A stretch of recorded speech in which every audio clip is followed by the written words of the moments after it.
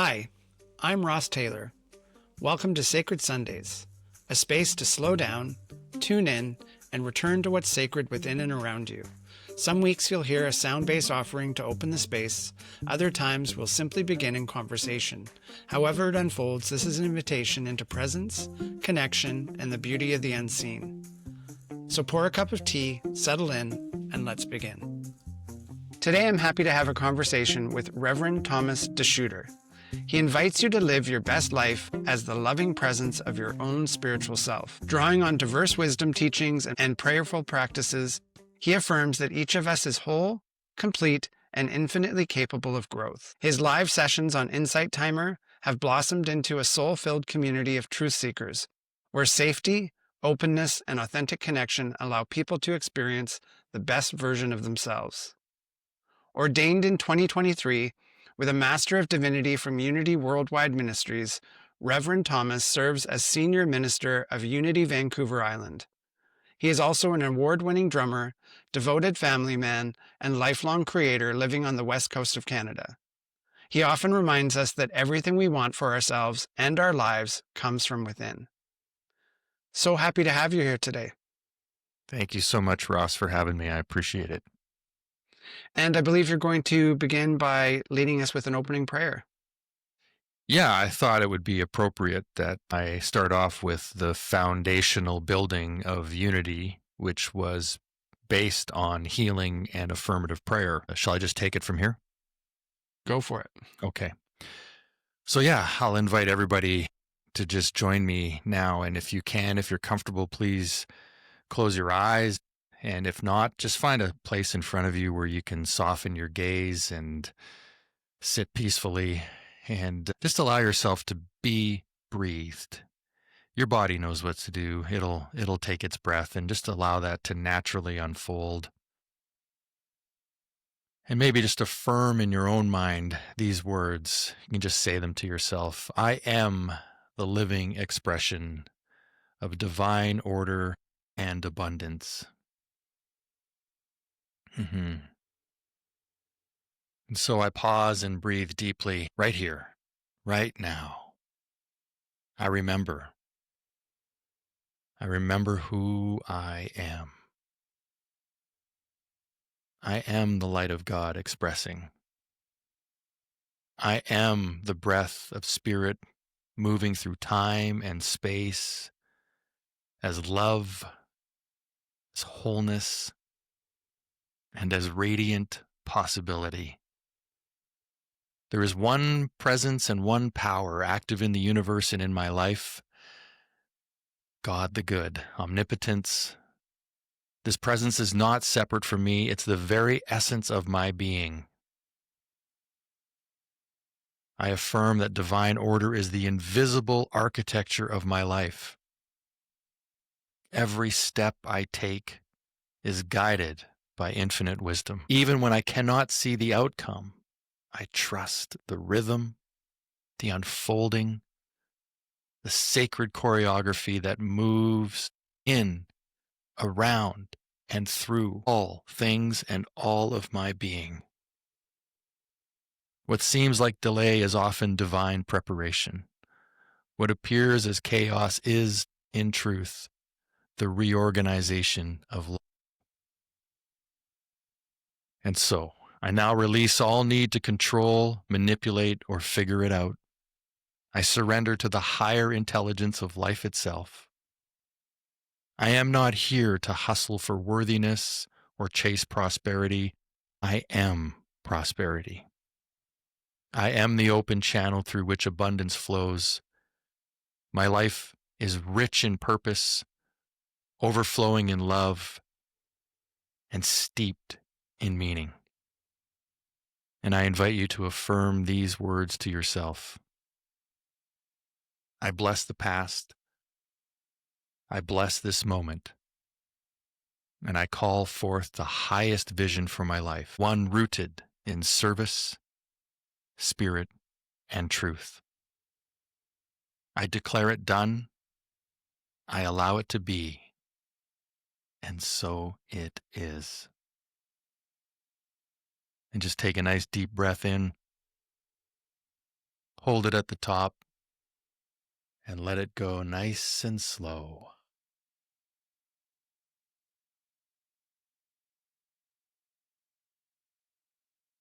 And allow yourself to return to your breath and enjoy this conversation. Oh, that was great. Thank you. Mm-hmm. What a great way to start out our conversation. So there was a line in there that spoke to me, and just wanted to kind of bring that up as our first talking point. You said chaos is the reorganization of love. Mm-hmm. What would you say about that statement? Yeah, that came up because recently I've been playing with the idea of quantum physics and entropy, which is the steady decline of things into chaos. And this idea that the future is not written, although there are almost certain probable outcomes. In other words, I like to think of life as pure perfection, and not perfect in the way of did it go the way I wanted it to, but perfect in the way of the universe can only unfold perfectly. There's no mistakes. Everything that's in the soup is in the soup, and so you can only get what's in the soup. And so what the future represents to me is although there is that soup that's already at play, we have this great opportunity to also influence the future through our thoughts and our feelings and our emotions. And so through the act of bringing love into a constant state of presence, and in unity, love is one of our 12 powers. It resides in our heart space, and the meaning of that is more of harmonization.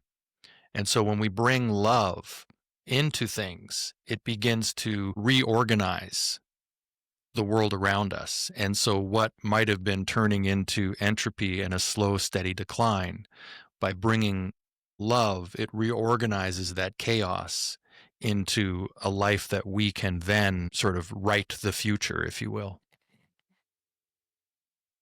I love that. And it reminds me of the journey that I think many of us go through in our lives, of like turning the experiences we've had into something that is more meaningful. And love is that medicine that can quickly do that.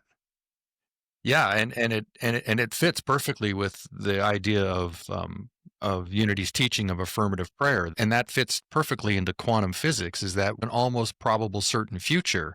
However, through our words and our actions, we can actually manifest, and that's really for me what manifestation is we manifest a future that we are excited about.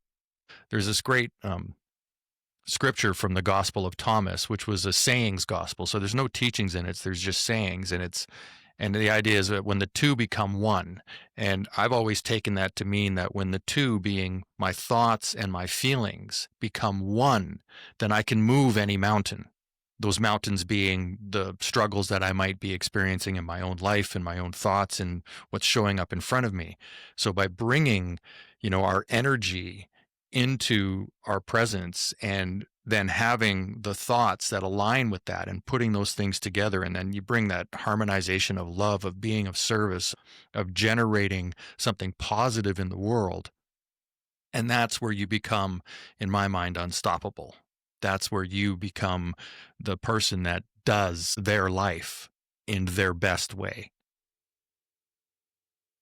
And so much of that comes back to what we're able to bring into the present moment. And that reminds me, yesterday I was on a walk in the forest, and I was very much in my mental energy and having a conversation with my guides. And my guides just said, hey, like, slow down, stop.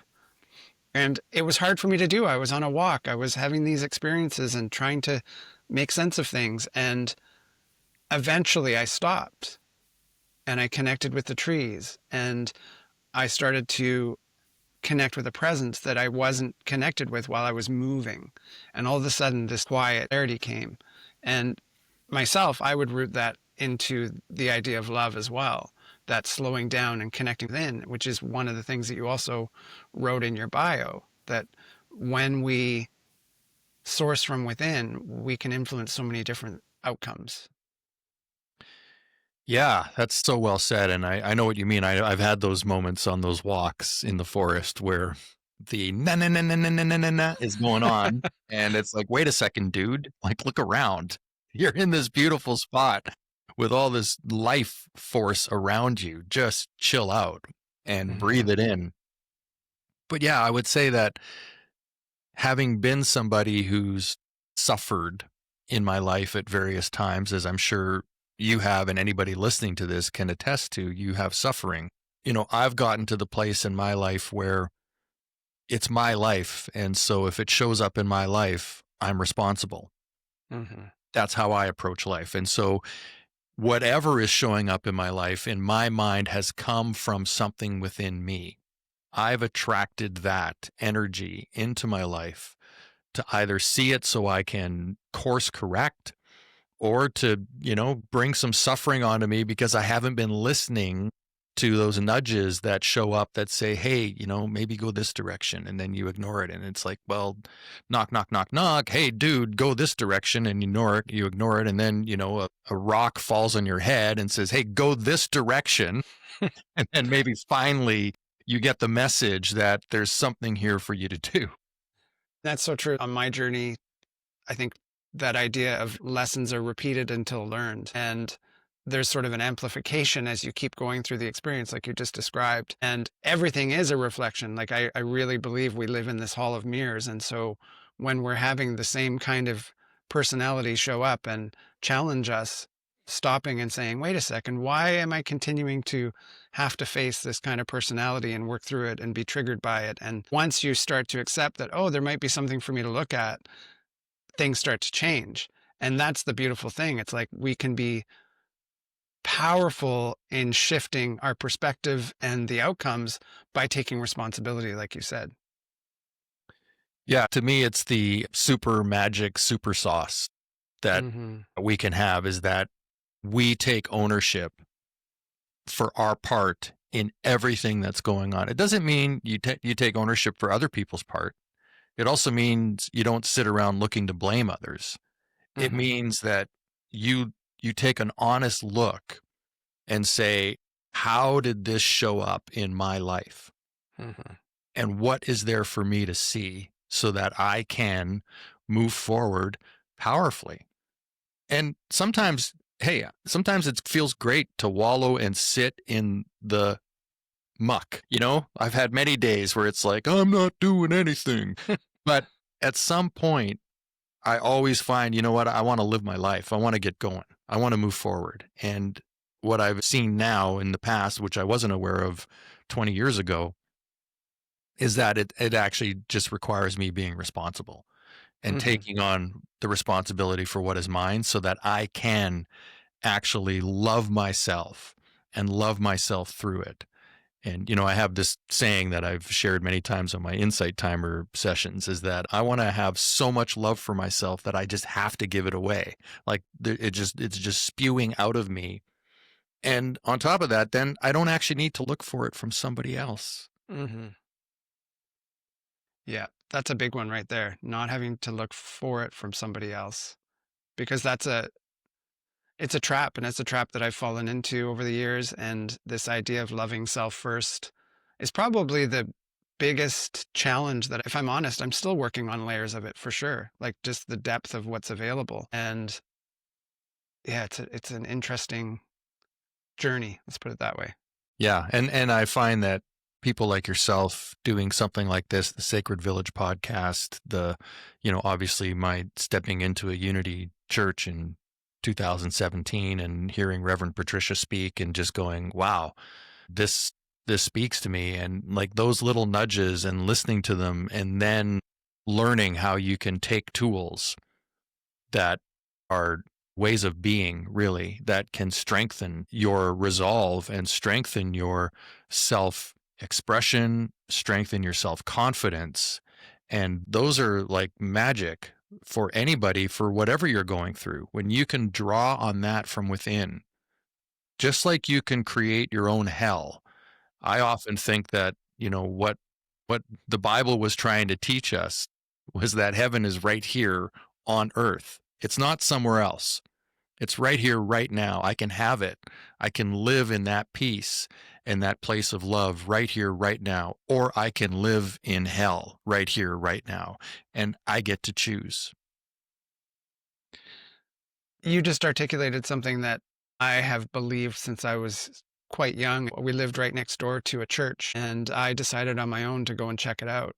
And I think I was young enough that I was going to the classes, and that was the first thing that confronted me, was this idea of heaven and hell. And I was like, something just doesn't feel right about the way this teaching is being presented. Ultimately created a distance between those teachings and myself. And I've always held that belief that you just articulated so well, that we have that choice. Yeah. Well, life, for me, life is I'm what, 60 years old now. I finally have figured out a couple of things. There's many more to figure out, but I've just gotten to that place where my greatest power lies in my ability to choose and to stand with love in those choices. I just did a talk on Sunday down in Victoria called The Steadfast Heart. And it's about standing in your truth, and it's also about standing in the place of service of others. Mm. And when you combine those two things together, in my mind, you really start cooking with gas. Like not only are you strong and resolute in who you are as a person and able to take things and just not make it mean anything, and to allow yourself the space to take a breath and respond from a place of love, now you're actually operating in a place of power all the time. And it's not a power that is overriding others. It's a power that's actually conveying to people that I heard you. I understand what you're saying, and I'd like to partner with you, but I need to do it in this way. Power is such an interesting word, and I know that it's been the theme of this month, and no surprise that it's been on my mind, and I've been working with that word. And I thought back to, I guess it was a reading I had maybe like 20 years ago, and I was told to step into my power. And what I didn't know what that meant. I had no idea what that meant. I needed context. And I've come to know and come to be at this place where the most powerful way that we can show up, I believe, is to be ourself. And that's another kind of hurdle to work through, to be yourself. But what happens is there's this energetic truth that begins to emerge when we're in alignment with ourselves. It's like everything kind of shifts into place, and people can feel that resonance in how we're being because there's no distortion in the way that we're showing up. Would you agree? Yeah, you made me think of something that I've aspired not so much to be, but to understand. And, I've had the great privilege of working in various roles throughout my life. And one of the areas that I worked in film and television in Vancouver for a number of years. And I worked with some pretty major movie stars, not movie stars in the sense of, well, they're a star, but they're owners of their craft. Mm. And I also worked with some people that were amazing cinematographers that understood what they did, and they carried themselves in such a way. And this is what I meant by saying that I've watched that from afar and understood, like, oh, there's a way of being that they walk into a room and it commands attention, not from a place of look at me. So they're not walking into the room, making a loud noise or making a fuss so that people pay attention. They walk into a room and they have an energy that says, I'm here. Not I'm here, look at me. I'm here. And it's interesting to see the difference, because I've seen the other side where somebody walks into a room and needs to cause a ruckus in order to get the attention, versus somebody that can just walk into a room and people just feel that energy. I know that energy. I know exactly what you're talking about. And that really is well said. Thank you. Yeah. And I think it comes from a place of knowing yourself and being confident in what you do. And it's like, this is what I do. And as a minister, I've got to say, it's taken me, I've now been the spiritual leader at Unity Vancouver Island for just over a year. And it really took me that year to kind of understand the lay of the land, how to deal with congregations and all these different ideas and energies and influences and people with their wants and needs. And then to also understand my role as a spiritual leader and as, for lack of a better term, a visionary, because I am looked upon to have a vision for the ministry that is unfolded, right? To have like, this is how I've taken the work from the board of directors that is voted in by the congregation, and they present me with a contract that says this is the requirement for me to fulfill my duties as the minister. And in that is also leadership and managing Sunday services and managing the spiritual direction of the organization and the messaging. And so it's taken me a bit of a while to kind of land in this place of, oh, this is what I do, and here's how I'm going to do it now. And to me, that sounds like there's some sort of claiming of the space. Bingo. And when you claim the space, what is it that becomes possible? That's a great question. So for me, the claiming of the space is interesting because it's more of a claiming of the space within myself, letting go of the self-doubt, letting go of the timidness of, should I say this? Shouldn't I say this? I don't know.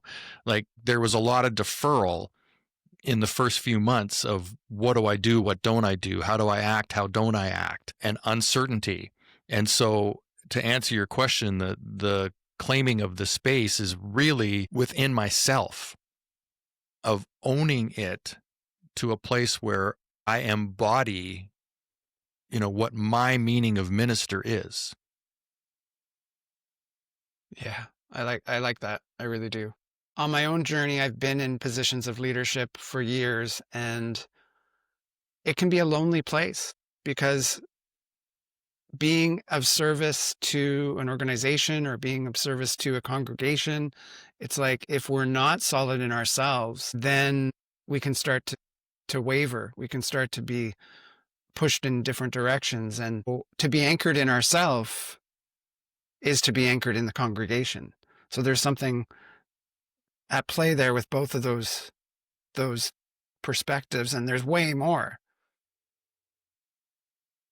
Yeah, you kind of hit on something that I remember. One of the strongest teachings or lessons I learned going through seminary was about triangulation. And this idea that I didn't really know what that, it's funny, when they explained it, it was like, oh yeah, that makes sense. But I had never thought of it. Like, I never looked at certain situations in my life where I was actually involved in triangulation. I would never have put that terminology on it, but I understand it. And this idea of playing people off of one another, or trying to always win by playing groups against one another, getting caught in these places where, well, they said this and then they said that, and then you're basically allowing rifts inside your organization, and in this case, a spiritual community, to grow and develop. And I believe if you're not strong and steadfast in your understanding of what it means to be a spiritual leader or what it means to be a minister, then you could easily fall into those traps because you want to be loved by everybody. And operating from that place, it's not your job to be loved by everybody. That's actually not in the 50 statements of truth that I agreed to as a minister. Did it say you need to be loved by everybody? It doesn't say that anywhere. So again, it kind of goes back to that. If I love myself enough and I am a stand for love, then I don't need to follow along on anything. I can actually make choices and say, no, I'm not doing that actually. Thank you for the invitation, but I'm not going to do that. Or no, we're not going to be doing that. Or yes, that's exactly what we're going to be doing. That's a great idea. It requires that kind of understanding about yourself and knowing what is the path here that we're going to walk, and then to stay to that knitting as much as possible. And it requires some strength at times, right? To not drift off of that. Yeah, and that is so important. The idea of creating unity within the congregation is, I would imagine, a goal of what you're trying to achieve. But unity doesn't always have to look like everybody is in agreement either. Yeah, that the definition of unity for me is that we all understand that we are of one source, of one presence, of one humanity.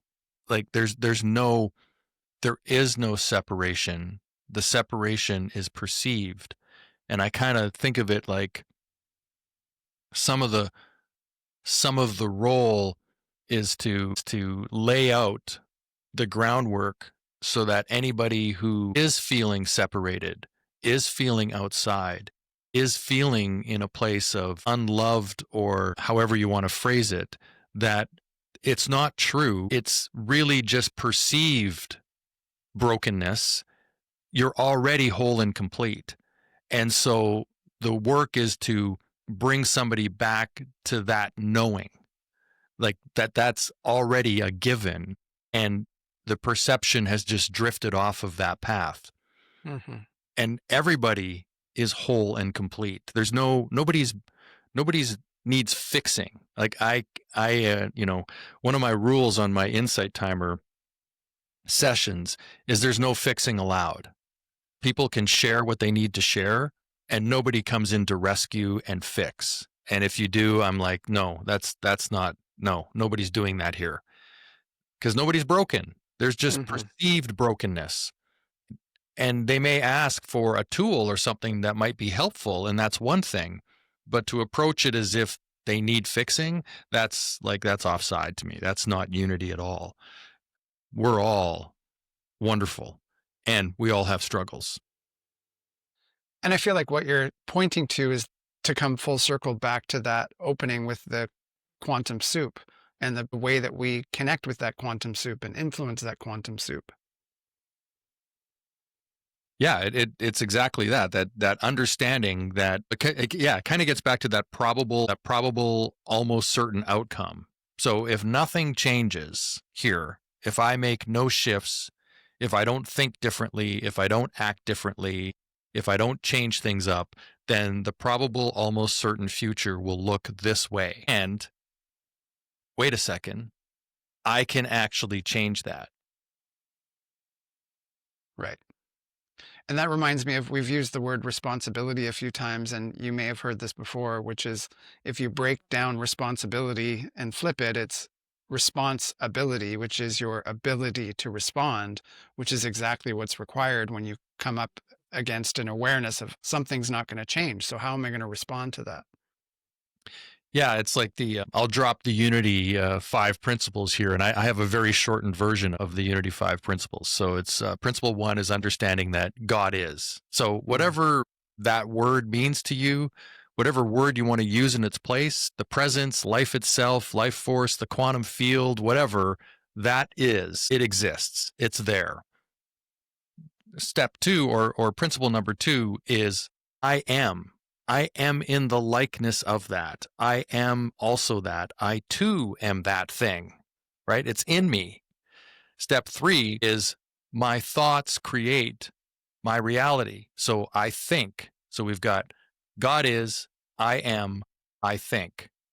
Number 4 is I affirm. So the act of affirmative prayer, affirming my outcomes, affirming what it is that is truly right for me, right? The truth of what is inside me. I affirm that. And then the 5th principle is I act, right? You've got to step into the action of doing in order for that manifestation to occur. there has to be the action that goes with it. So in Unity, we say, live the truth you know. So you affirm that truth, and then you live the truth that you know. Thank you for sharing that. It really does solidify everything we've been talking about in a very concrete way. Yeah, so I usually rifle it off to somebody as God is, I am, I think, I affirm, I act. Yeah. And the first one is interesting. It reminds me of my time working in addiction treatment centers. And the AA principles talk a lot about addiction being a spiritual problem. And the first step is to connect and hand this addiction over to a higher power. And there's so much resistance to that. I remember having one or two people come to the center, and we weren't really fully aligned completely with AA as being like the core of our program. And yet people would see the book on the table and they'd be like, I'm out. And there's so much resistance to spirituality. And I came across this term, which was an acronym, and it was GUS, GUS. It stood for God, Universe, Source. And it was just a way to kind of bridge that gap, the resistance towards spirituality and then openness to spirituality. And Yeah. usually it created enough of a laugh that someone was able to identify it, which was the first step, like understanding God is what you said. Mm-hmm. And finding a way to do that in a way that feels aligned. Yeah, that's so awesome. And if you go back to the book, The Four Agreements, the dream of the planet that is mentioned in the Four Agreements, and that's so the word God has such such a story behind it that if somebody can't reframe that word for themselves, and they have a problem with it, they're going to struggle with it. Can I share a quick story? Please. So I'm very early on in my ministerial classes, and I had no idea, what am I doing here? This is like, how did this happen to me? This is not what I planned in my life at all. And so one of my first classes was a spiritual, I forget the title of it, but it was understanding my place in spirituality and my own thoughts around it. And so I had to do this questionnaire that took probably about 90 minutes to do, and then a one-on-one call with the instructor from the class to review all of my answers. And when it was asking me questions about what religion were you brought up in, and I was raised going to a Catholic church, I went to Sunday school, I was an altar boy for a period of time. And then I ran away from that at 18. I was like, I don't want anything to do with this. And I never went back to any spiritual organization, church or otherwise, till I found Unity in 2017 when I was in my mid 50s. Anyhow, I put down there that I don't want anything to do with this word God, the Bible, all of these things that triggered me. So all of these things were a problem, right? Then I'm having the meeting with the instructor and we're reviewing that. And she says to me, well, isn't it interesting? I'm totally into the teachings of Unity at this point, right? I'm full sunk in. I love it. And she goes, well, isn't it interesting that you're actually choosing to be a minister in in an organization that actually uses the Bible metaphysically and sees Jesus as a way shower, as the example to live by, not the exception, right? There's a difference. We don't see him as the exception. We see him as the example. So we too could achieve that level of consciousness that Jesus obtained, right? And I just started laughing at how crazy it was that whole time I'm answering this questionnaire, I'm against anything that even resembled my old religious upbringing. And yet I was applying to be a minister in an organization that actually used the Bible and spoke about Jesus. And I realized in that moment that all I've done is just reframed the word God and what all of that stuff meant to me in a different perception. I've just rewritten for myself how I view it. And now I can actually work with it. It makes me think there's always this sense of humor that I have connected to spirituality, of like how these things unfold and how we end up where we end up. There is something quite humorous about how these things come to be. And it reminds me how to not take things so seriously, because there's always this path that we're being guided along. And I love that you found yourself in that situation in that moment and having that clarity, because I think we all have those moments if we're open to them. Yeah, and the laugh is right because that's exactly what I did. I just laughed at how hilarious this is that I went into this with like, I am never going to do anything that resembles that religious upbringing. And as a matter of fact, I was actually diving deeper into it from a completely different set of principles and truths, but still using it. And when I give my talks on Sundays, I'm quite likely to bring in a Bible scripture and metaphysically interpret it. Like the Thomas one I gave, then when the two become one, you can move any mountain. And it has nothing to do with moving an actual mountain. The mountain is metaphysically the challenges that we face, right? But you could take the Bible literally, or you could take it metaphysically. The very simple metaphysical approach for any wisdom teachings, anything, is how does this show up in me? Hmm. You read something and you ask that question, how does this show up in me? And you're well on your way to interpreting things in a much different light, where it becomes a tool and a teaching for yourself to aspire to that best life you could live. I love that. So let's shift the conversation for the last few minutes. I want to give you an opportunity to talk about how music has influenced you in your life. And I know a few minutes isn't really going to give that justice, but I do want to give voice to that because it is a big part of who you are and how I experience you. And so what would you want to say about your relationship to music? Oh, wow. This will be hard to do in 2 minutes or less. I know. So music, I still have an internal disagreement with music in me. And it comes from working on still letting go of how that went. When I was a young boy, grade 3 to be exact, I moved to the Vancouver area from Winnipeg and moved right next door to a guy who was in my grade 3 class that had a drum set. And I remember he brought me to his house and I walked down the steps and there was this beautiful 4-piece Rogers sort of fisheye drum kit sitting there. It was kind of turquoisey green with blue. And my mouth just hit the floor. I had never seen a drum set live in person. He played and he let me play it for like 30 seconds and then he kicked me off of it.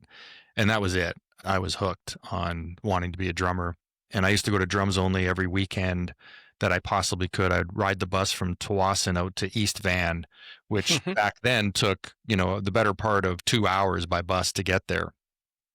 And then just walk around drums only and they'd let me hit drum kits, right? Not for hours, but I could get a good few whacks in. And then in grade 4, another guy moved to Tawasin, and in grade 5, he got a drum set and he was my friend. I would get to once in a while sneak in on his drum kit and play it. And then finally in grade 7, my parents, Christmas morning, there was a drum set under the tree. My first question was, this is so funny. My first question was when I saw it was, what is it?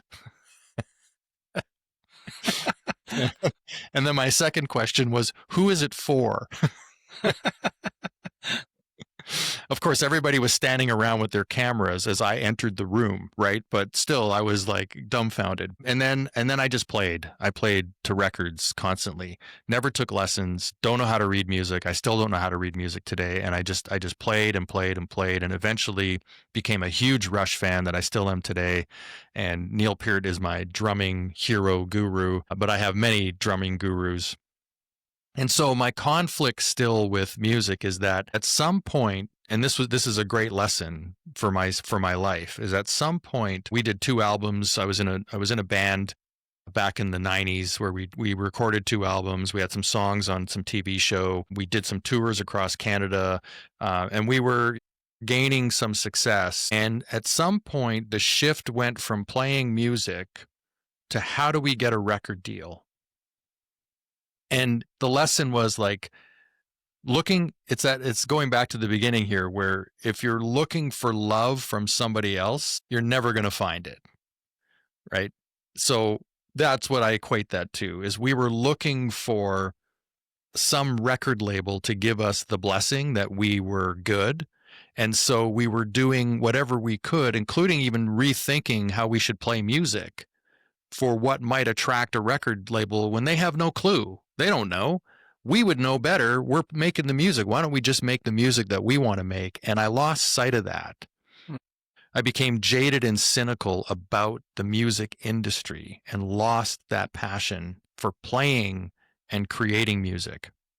And fortunately, in the last 7 years or so of being at Unity, I hadn't played my drums in 20 years until I started back at Unity, and Joshua Holloway had a show to do and invited me to play drums like 3 days before the show of jazz standards, of which I don't know how to play jazz and I don't read music. And my mouth just said yes while I was thinking no time. And I played with them and it went fine. And then I just started playing again. And so now I'm in a swing band. I'm having a blast learning how to play swing. And I've got a gig coming up with a group of guys, which is a 60s, 70s, and 80s rock night of 3 really awesome professional musicians. And I get to tag along because it's our venue and I get to say that I get to play drums. I'm finding my way back to that passionate love for music, but I'm still very critical of my playing and of what I don't know and that I can't read music. And so I have this internal dialogue and battle of my relationship with my playing of music versus my listening to music. If that makes any sense. You could say it this way. I am on a healing journey and a healing road with my relationship to my approach of playing music again. I love that. And I'm going to just leave that story to stand on its own and have people glean from it what they will, because it does feel like a full closure of what we've been talking about. Yeah, thank you. I always like to ask my guests at the very end, how would you suggest that someone could connect with the sacred today? Oof. Well, I see that as a 2-part question, because in my Unity teachings is you already are. So you're never not connected to the sacred. And what there might be missing is the understanding that you are connected to the sacred. And maybe you need a tool to do that, or maybe you need an understanding. And I know for me, what allowed me to find my way back was I read A Course in Miracles. I don't believe that that's what somebody should do. It's a pretty hard read. But I would say finding, well, podcasts like this, listening to other people, hearing that it's actually okay for you to start that journey of understanding that you're already connected. Spirituality is about life itself, the energy of life. Just go out into the forest and you can feel the energy of life. That to me is spirit. That to me is God. That to me is the universe. It's the sacred. It's in everything is this energy of life. And that's why I have such a love for life. I have such an affinity for life as I've connected that. I realize that is the sacred truth of God. It's not some God up in the sky judging me and all of that stuff. It is actually life itself. That source energy is it. And so it's a matter of really thinking about that and seeing it for yourself, to just understand that your life is sacred and it's yours. I love it. Thank you for that. And for people who want to stay connected or explore more of your work, where's the best place for them to find you? Yeah, I would say that I'll do a plug for Unity Vancouver Island. You can find us on YouTube with Unity Vancouver Island. What we do is we do our Sunday services from Nanaimo live off the floor, but then by Monday or Tuesday, we cut down to just the talk and the meditation. So if you just go to our video stream there, you'll see, if you just want to hear the talks and the meditation, there's a whole selection of talks and meditations there. And then the other place to find me is on Insight Timer, and typically every Saturday morning around 7:30 a.m. our time, I do a live session on Insight Timer, and there's generally 100 or so people from around the globe that join me. And yeah, we just have an awesome time sharing on that stream. And there's beautiful people there that have been joining me there for the last 5 years on a on a regular basis. And it's become a real sacred space for me to just practice what I'm doing. It's like a practice zone for me. I get to go there and practice being me in my best self I can.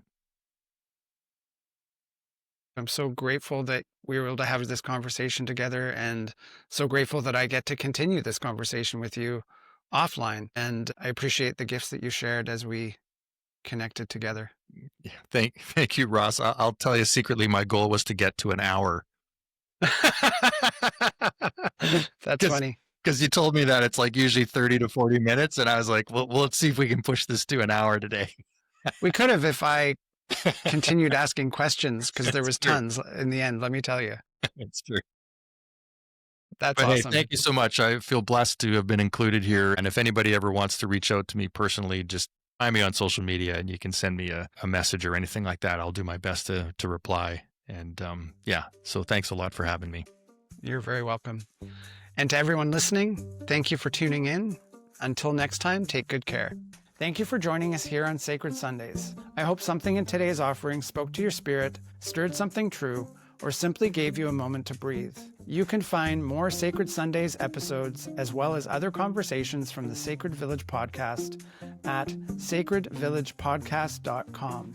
Feel free to share this episode with someone who might need it. Until next time, may your Sunday be slow and sacred. Bye for now.